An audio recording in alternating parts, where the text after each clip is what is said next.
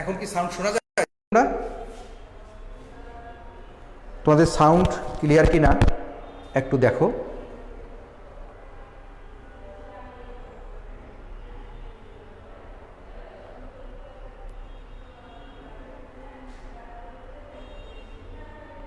এখন কি শোনা যায়?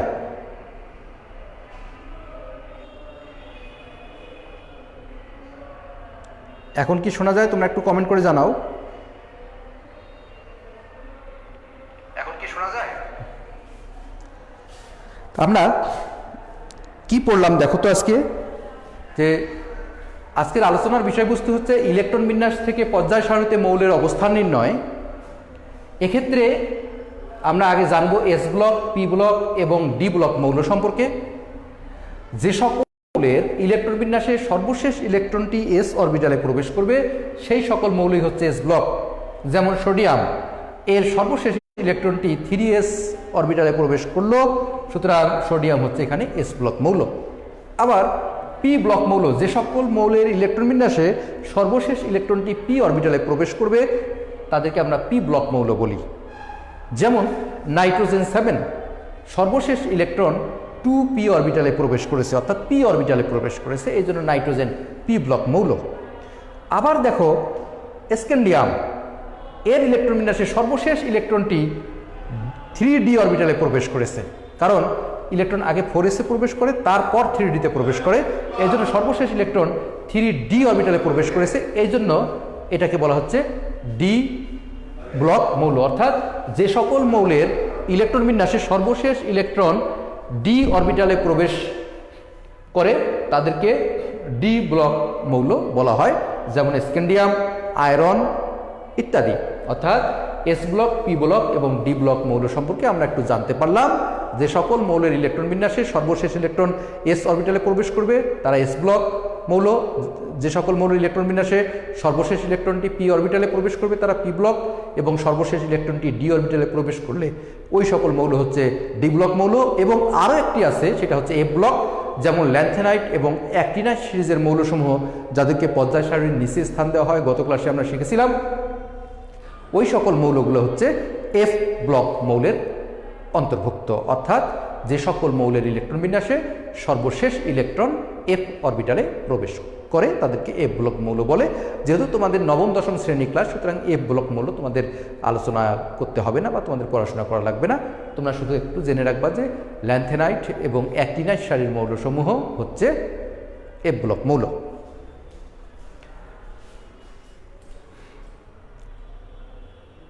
তোমাদের কোনো সমস্যা থাকলে একটু কমেন্ট করে জানাবে।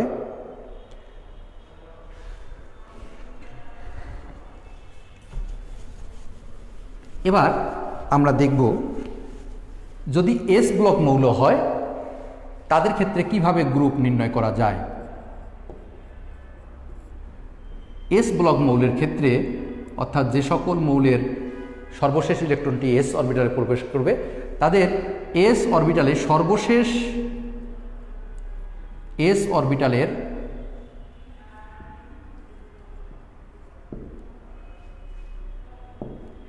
মোট ইলেকট্রন সংখ্যা দ্বারা গ্রুপ নির্ধারিত হয়।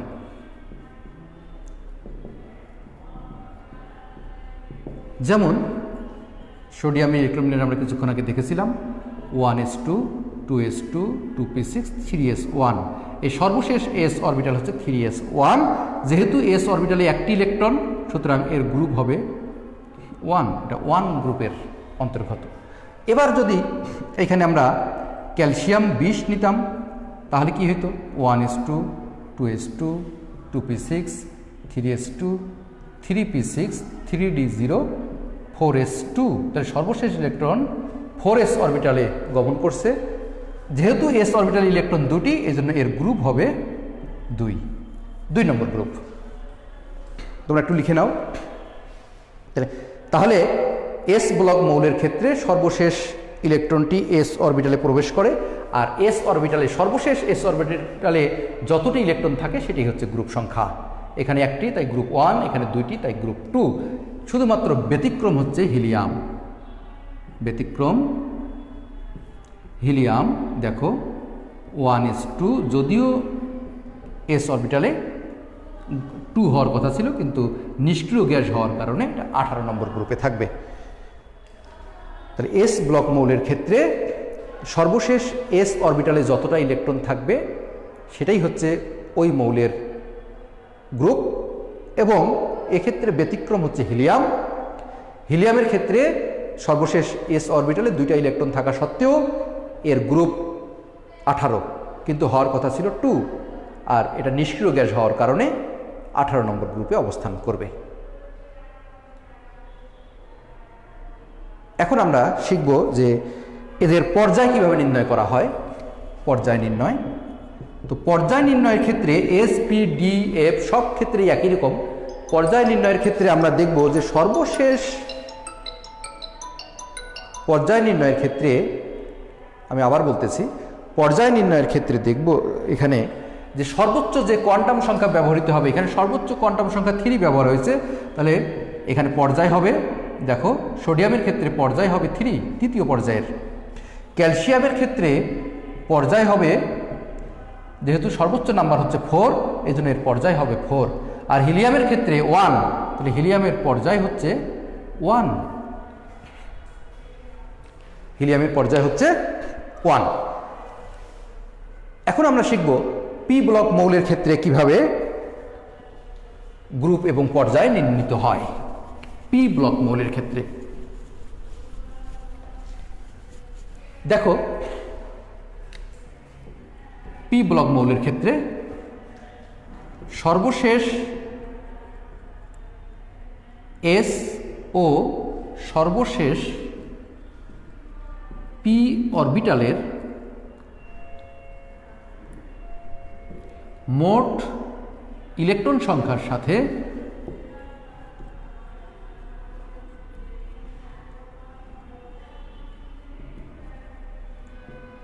দশ যোগ করে গ্রুপ নির্ণয় করতে হয়।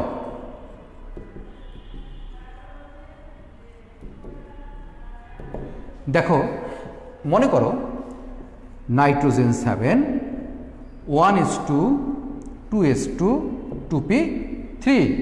এখানে সর্বশেষ এস অরবিটালে মোট ইলেকট্রন 2টি, সর্বশেষ পি অরবিটালে 3টি, এবং সেই সাথে যোগ করতে হবে 10। তাহলে কত হলো? 15। অর্থাৎ নাইট্রোজেনের গ্রুপ হচ্ছে 15। আর পর্যায় এস ব্লক মৌলের সাথে মিল রেখে আমি বলতেছি সর্বোচ্চ যে কোয়ান্টাম সংখ্যা ব্যবহৃত হবে সেটাই তার পর্যায়। এখানে সর্বোচ্চ কোয়ান্টাম সংখ্যা হচ্ছে 2, তাহলে পর্যায় হচ্ছে 2। আর একটু উদাহরণ দেই, যেমন chlorine. Chlorine 17, 1s2, 2s2, 2p6, 3s2, 3p5। এখানে দেখো সর্বশেষ এস এবং পিতে মোট ইলেকট্রন সংখ্যা 60টি, এবং এর সাথে যোগ করতে হবে 10, তাহলে এর গ্রুপ হবে 17। আর পর্যায় আগের মতোই, সর্বোচ্চ যে কোয়ান্টাম সংখ্যা ব্যবহার হবে, এখানে সর্বোচ্চ কোয়ান্টাম সংখ্যা হচ্ছে 3, তাই এর পর্যায় হচ্ছে 3। এবার আরেকটা উদাহরণ দেখো, যেমন aluminium 13, 1s2, 2s2, 2p6, 3s2, 3p1। তার সর্বশেষ এস অরবিটালে ইলেকট্রন 2টি, পি অরবিটালে 1টি, এবং এর সাথে যোগ করতে হবে 10, তাহলে কত হলো? 13। তাহলে গ্রুপ হচ্ছে 13। আর পর্যায় কি হবে? দেখো সর্বোচ্চ কোয়ান্টাম নাম্বার 3, তাহলে পর্যায় হবে 3। তাহলে অ্যালুমিনিয়াম তৃতীয় পর্যায়ের 13 গ্রুপে অবস্থান করবে। এবার আমরা শিখব ডি ব্লক মৌলের ক্ষেত্রে। ডি ব্লক,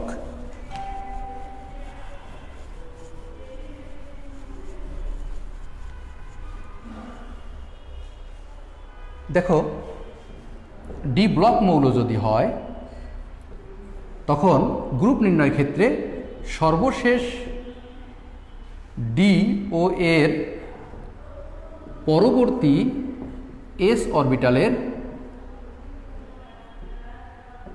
মোট ইলেকট্রন সংখ্যা দ্বারা গ্রুপ নির্ধারিত হয়।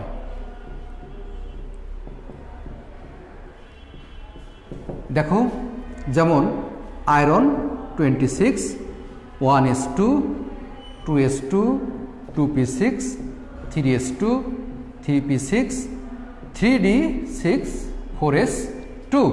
এখানে দেখো তো সর্বশেষ ডি অরবিটালে মোট ইলেকট্রন 6টি এবং এর পরবর্তী এস অরবিটালে মোট ইলেকট্রন 2টি। তখন কি হবে? 8।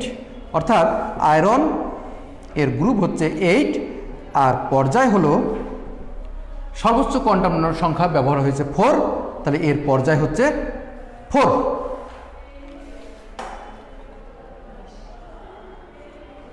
তাহলে এখানে আয়রনের ক্ষেত্রে আমরা কি দেখতেছি যে এর গ্রুপ 8, পর্যায় 4। আমরা আরেকটা উদাহরণ দেই, যেমন তোমরা একটু আমার সাথে লিখো, zinc 30, 1s2, 2s2, 2p6, 3s2, 3p6, 3d10, 4s2। এক্ষেত্রে কি হবে? দেখো, গ্রুপ নির্ণীত হবে এভাবে, সর্বশেষ ডি এবং তার পরবর্তী এস। তাহলে 10 + 2 কত হবে? 12। তাহলে জিঙ্ক 12 নম্বর গ্রুপে অবস্থান করবে এবং পর্যায় সবসময় একইভাবে আমরা নির্ণয় করি। কিভাবে নির্ণয় করি? নির্ণয় করি এভাবে যে সর্বোচ্চ যে কোয়ান্টাম সংখ্যা ব্যবহার হবে সেটাই হচ্ছে তার পর্যায়। এখানে সর্বোচ্চ 4।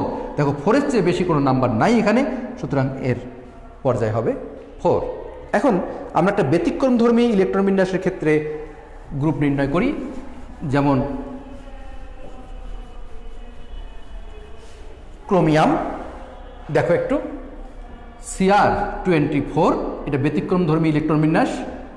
1s2, 2s2, 2p6, 3s2, 3p6, 3d4 হওয়ার কথা ছিল আর এটা 2 হওয়ার কথা ছিল, কিন্তু এখানে হবে 1 আর এখানে হবে 5। সেক্ষেত্রে গ্রুপ কি হবে? দেখো একটু তোমরা, সর্বশেষ ডি এবং তার পরবর্তী এস, অর্থাৎ 5 + 1 6। এবার পর্যায় কি হবে? পর্যায় হবে, যেহেতু সর্বোচ্চ কোয়ান্টাম সংখ্যা এখানে 4, তাহলে পর্যায় হবে 4। তো সুপ্রিয় শিক্ষার্থীবৃন্দ, আমি এএসপি এবং ডি ব্লক মৌলসমূহের গ্রুপ এবং পর্যায় নির্ণয় যতটুকু পেরেছি বোর্ডে দেখালাম। তোমরা বাকি মৌলগুলোর ক্ষেত্রে বাসায় প্র্যাকটিস করবে এবং স্বাস্থ্যবিধি মেনে চলাফেরা করবে। তোমরা সুস্থ থাকো, ভালো থাকো। এই চ্যাপ্টারের বাকি অংশ আমরা আগামী ক্লাসে আলোচনা করব। সবাইকে ধন্যবাদ। আল্লাহ হাফেজ।